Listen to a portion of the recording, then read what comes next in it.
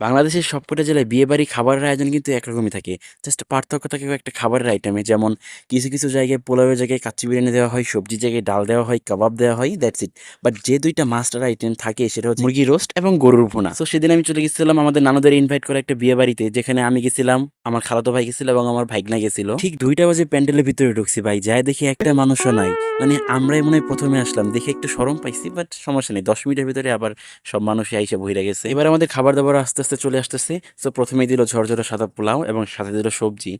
তো খাওয়ার সময় যে আমি ভিডিও করতেছিলাম, আশেপাশের মানুষ আমার দিকে তাকায় আছে। তারপরে আমি বললাম, "ভাই খাচ্ছিস খা না, আমার দিকে কেন তাকিয়ে আছিস? আমি কি এলিয়েন নাকি?" সবজি শেষ হইতে না হইতেই দেখলাম আইসা পড়ছে মুরগি রোস্ট এবং আশেপাশে সবাইকে দেখলাম ভালোই বড় পিস দিছে। খালি আমাকে ছোট পিস দিছে। কিন্তু এই ছোট একটা মুরগি পিস দেওয়ার জন্য আমি তো প্রতিশোধ নিবই। তার জন্য আমি বেশি, বেশি করে গরুর মাংস নিছি। একদম প্লেট ভইরা জাস্ট খালি মাংসই। लेकिन 1 सेकंड। মানে মাংসই তো মাংস, হ্যাঁ মাংস। এত কিছু খাওয়ার পরে যদি মিষ্টি না খাই তাহলে কি বিষয়টা জমবে নাকি ভাই? আর আমাদের শেরপুরে বিয়ে বাড়িতে দই তো মাস্ট বি থাকবেই। সো দই খেতে, খেতে আজকে আপনাদের মাঝখান থেকে বিদায় নিচ্ছি। দেখা হচ্ছে নেক্সট ভিডিওতে। ততদিন সবাই ভালো থাকবেন। আসসালামু আলাইকুম।